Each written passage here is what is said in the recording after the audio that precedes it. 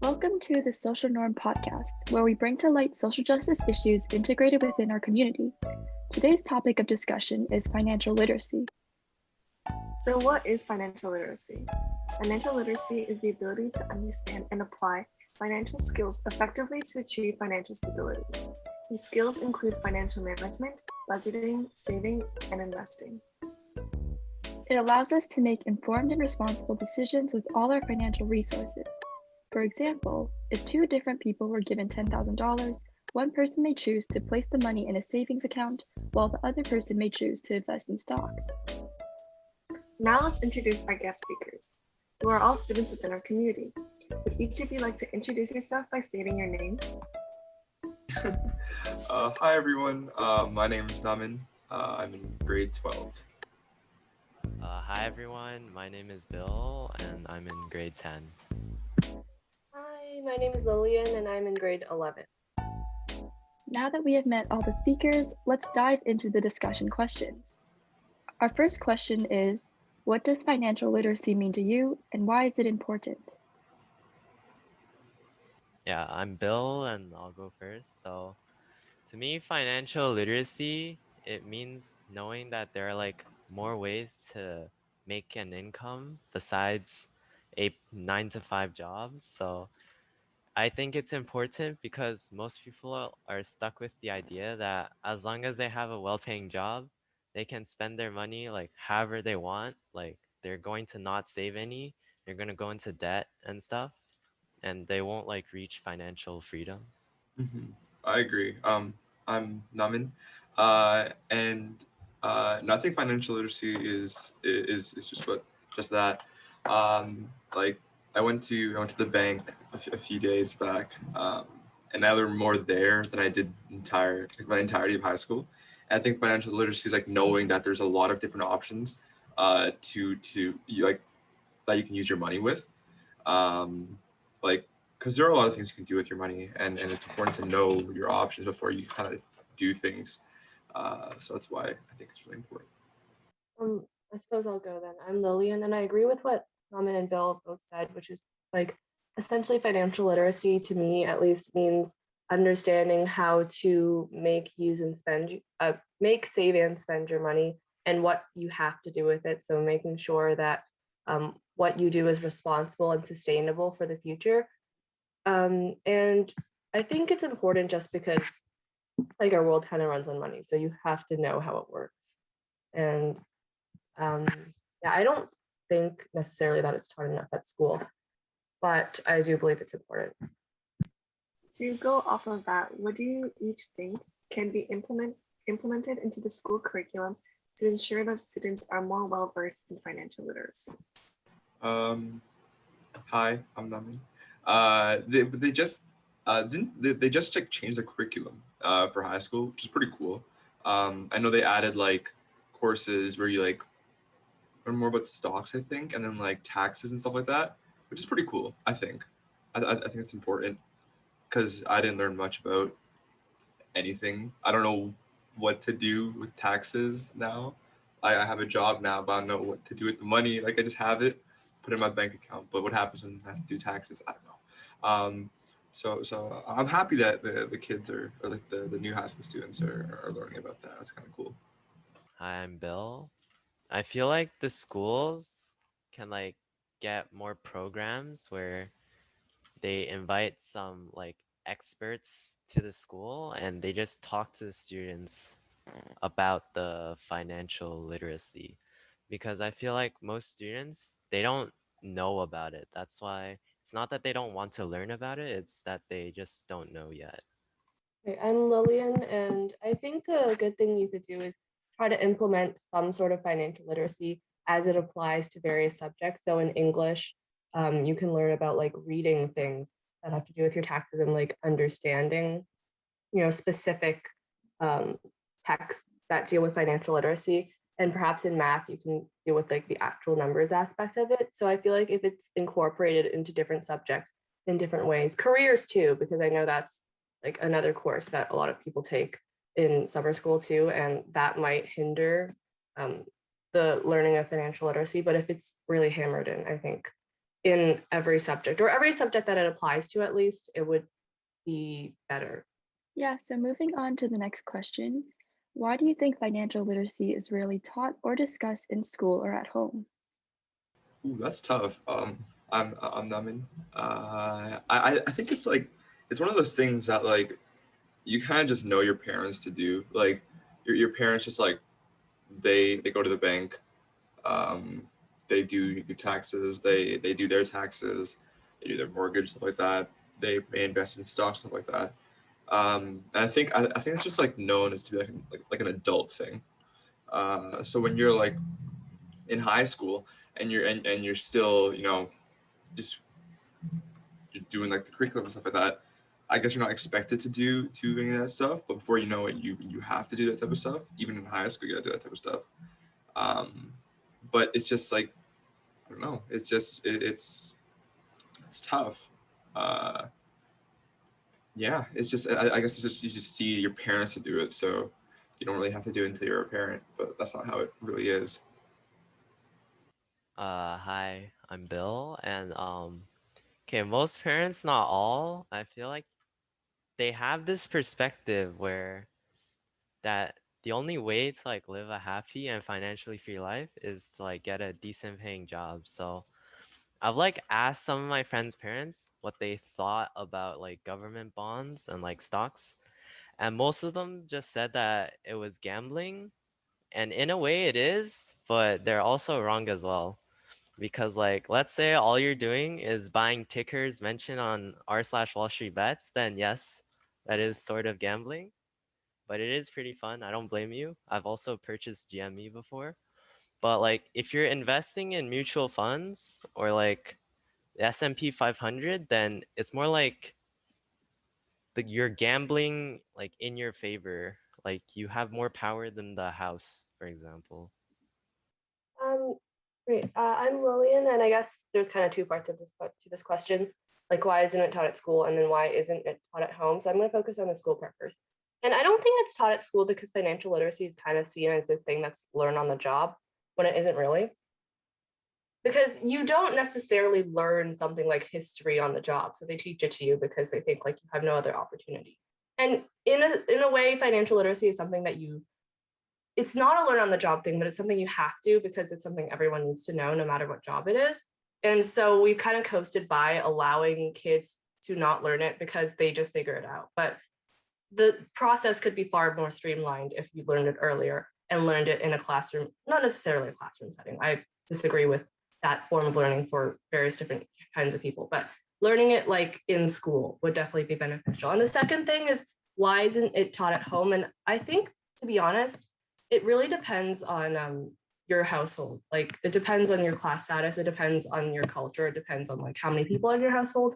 If like maybe you're the oldest by a lot, then you might have to know more of that stuff. And then perhaps a younger sibling. I personally am a younger sibling, so I wouldn't know. But like I think at home, at least for me personally, it's seen as something that you don't have to worry about it, like to kind of relieve that sort of stress. But the flip side of that is that you have to deal with that when you're older and you have no idea. So you're kind of going in there without any sort of perspective. But like I said, it really depends on family to family. There are people I know who are taught much more financial literacy than I was, at least at my age.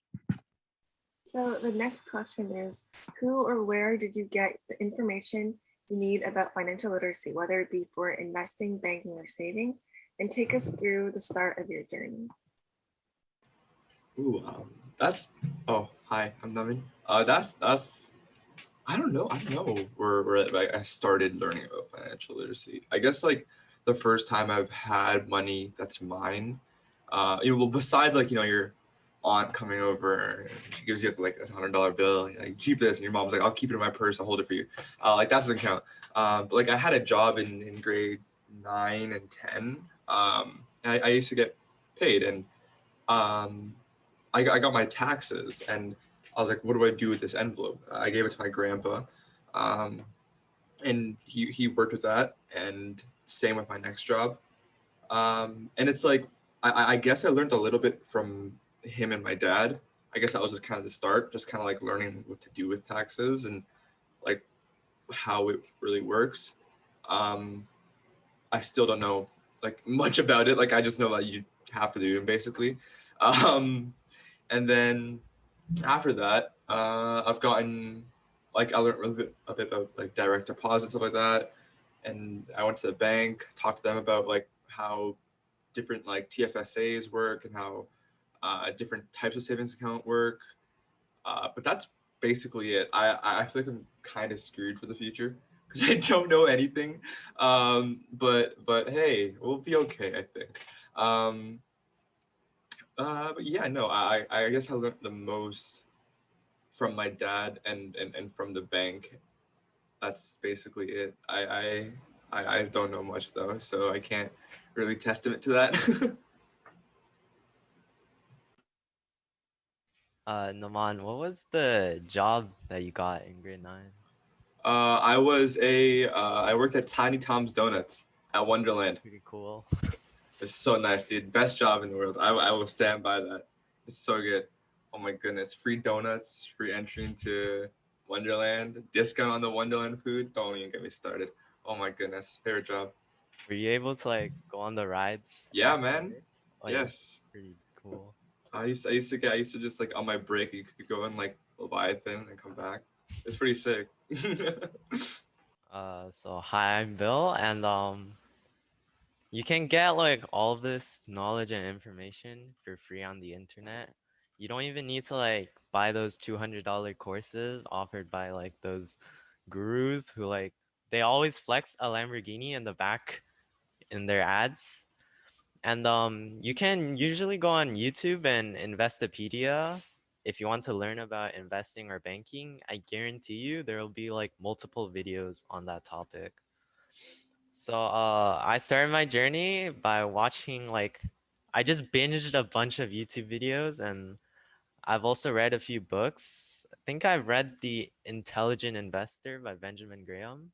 You can find a free PDF on that of that online. And I've also tried to start a few e-commerce websites like with Shopify, but they never went well. I, I'm Lillian. I suppose I'll go next on the last one. But I kind of learned most of my financial literacy, however little there is, through my parents. And when I went to open my bank account after I got my job.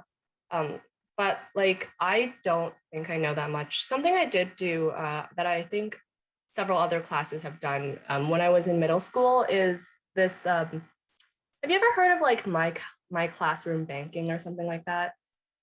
It's essentially like a simulated banking economy where everyone has to apply for jobs and they get money and they have to pay rent on their desks. And if you have enough money, you can like buy a desk and rent it off and you're like a landlord.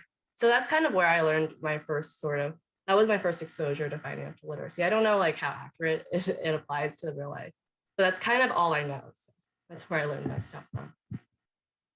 Okay, so thank you for all of your stories. They're very engaging. Now for the next question. Do you believe you are prepared to make financially responsible decisions in your future? Why or why not? I am not. Um, Namin, and I'm not prepared to make financially sound decisions in the future. I guess kind of branching off what we said earlier. Um, yeah, no, I don't know much. I don't know how to do taxes. I don't know how to pay bills. I don't know. I don't know what types of bills are. I know there's like the water bill, the internet bill, there's the mortgage. I don't know what else there is. Be real. Um, all I know is that AC is kind of expensive. Or else why would my dad be so against it? No, I'm kidding. No, yeah, I'm kind of, yeah, I don't know. I am not ready for the future. My math teacher said that that paying taxes is not that hard. It's just like a click of a button, but I don't know. It seems much harder than it is. It probably is much more. It probably is a bit more simple than I'm thinking of, but I don't know anything, so I'm not prepared, nonetheless. I have like the same like view as Naman. I also don't think I'm prepared to make financially responsible decisions in my future, since there's also so much I don't know anything about, like how to budget and stuff. And usually when I get my hands on like some cash, I usually just spend it on like literally the first thing I see. Like I have a very bad spending habit. Okay, I'm Lillian, and I agree with what Bill and Naman just said. I don't feel prepared whatsoever to deal with finances when I'm older. I'm kind of the opposite of Bill, though. Like, I don't buy things almost at all, except for like cafeteria cookies, but that doesn't count. And I'm not even in school anymore, so I can't do that either. But I personally don't think I know enough about like where I should spend my money, how I should spend my money. I'm trying to figure out more about it. I mean, the thing with me is like I'm not opposed to like I don't have that much pride that I'm opposed to like continuing to live with my parents for like the rest of my life and like leeching off of their knowledge. But I mean, eventually at some point I'm gonna have to become independent, and I don't know if I'm prepared for that point. Adding on to what Bill and Lillian said, Lillian, those cookies, the cafeteria cookies, 100% laced with something, dude. Those were so addicting and such a scam. Oh my goodness, I spent so much money on those cap cookies. But anyway, adding on to what Bill said, like budgeting wise, I'm going to university next year, and I kind of like have to budget my stuff, especially because I'm like living on res. I'm like really nervous, but also not too nervous because I've got like a few like Excel sheets that I've made or gotten on the internet, with just like budgeting tips and how much to budget and where to budget. So I'm excited to like start actually budgeting my money because I really hadn't been doing that. Because I know my friends, like for example, they get a paycheck and like 75% of it goes into saving, and then they use 25% for like food or whatever they want to buy. But I haven't been really doing that. Everything just goes into my checking account. I don't use all of it, but it just goes there. So I'm excited. As I said earlier, kind of made a TFSA recently, so I'm excited to start like actually budgeting my stuff, and like having a certain amount of things for food, having a certain amount of things for just leisure, buying stuff online, stuff like that. And save 20% of your paycheck for cafeteria cookies. Oh my goodness. Moving on to the next question. How may a lack of financial knowledge affect you, whether it be systematically, economically, academically, or legally? I think, I guess like besides just not being able to pay taxes and stuff, um, this is probably like an irrational fear. Like this is like my biggest fear. For example, like just like like extrapolate. Okay. In high school, for example, I was like terrified that like I just didn't have enough credits, even though like I know I have enough credits. Like I know I have like a group A, B, C course. I was just terrified I did, right? So I feel like that's gonna like carry on with taxes. I feel like I'd pay everything and do my stuff. But like I'm terrified that I missed one thing and now I'm like on like the FBI hit list of like tax evaders. Like so like I'm nervous for that. But I think besides that, I do think it puts you at a disadvantage if you don't know much about what you're doing with your money, because as what Lillian said earlier, the world kind of runs off of money, and it's just like if you don't know what you're doing with it, it just puts you at a disadvantage. So I think it's just I guess financial literacy and understanding what happens with your money is probably much more important than people think it is. Yeah, I agree with what Naman said. I'm Bill, and I feel like a lack of financial knowledge can also put you into a lot of debt and make it hard to pay off a lot of debt. So like let's say you don't know how to budget, so you aren't budgeting properly, and you're in like this is an extreme example, but like you're in like a lot of student debt, and instead of like using your paycheck to pay off that debt, you go and buy like a new PS5, for example. Like that's not a very good idea. So I agree with that. I'm Lillian. I think like also not having that financial knowledge definitely leads you to be more dependent on your parents or guardians or whoever in your life for longer, which, like I said before, I'm not opposed to, but also like my poor parents, I can't depend on them forever. Like they're not old, but they're gonna be old one day, and I can't keep like relying on that. So also it probably gives you less knowledge on like what is sustainable and also what's ethical, like when you're working and understanding like if you're being exploited or if you're, if what you're doing is like if you're actually getting paid as much as you should be, or I don't know, just like an understanding of like how money works will help you understand how to negotiate your place when it comes to like the financial world. Okay, so our final question for today is, what can we as students do to educate ourselves on financial literacy? I think, besides like the new curriculum, which is really cool, I think like actively reaching out, taking initiative is really important. Because there comes a point where like, the curriculum in the school won't teach you stuff, so it kind of got to get in your hands. With that being said, talking to your parents, talking to people, reaching out to community things. Like I know, like recently, I was in this event where the whole thing was just basically talking about financial literacy and just learning about finance and stuff like that, which was really cool. I learned a lot. Like I was like one of the, I guess you could call it execs, or like one of the person running the event. I learned a lot, like researching for that event and stuff like that. So getting yourself and putting yourself in different groups or going to these types of events, talking to your banks, talking to your parents, I think it's really important. Just because you're gonna have to ask for help eventually, so asking for help regarding things which will be really beneficial for you in the future is really important.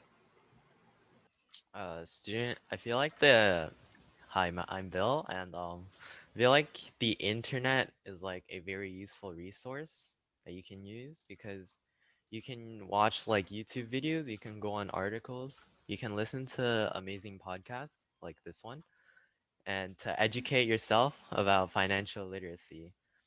And like literally, you can Google anything about what you are trying to learn about, and it will most likely be there. Yeah, I mean, Amin and Bill basically said what I wanted to say, like just using the resources that you have and like the internet and, taking initiative is definitely very helpful. Also, just observing things in your real life, because even if you don't think like you need to know about financial literacy when you're younger, you kind of like it already impacts you. It impacts everyone because like finances is like kind of how the world runs. So if you kind of observe the world, not, even if you're like going to the grocery store and checking out like the prices and seeing if they've like gone up or down from previous weeks. It's just understanding, how finance affects everything else. So that definitely helps. We are going to wrap up our session here. Ultimately, thank you so much to each and every one of you for your time and contributions and for allowing us to engage in this meaningful and stimulating conversation. To wrap this up, do any of you have any final questions or thoughts you'd like to leave? If not, then thank you so much for your time. Thank you for having us. Thank you. Great.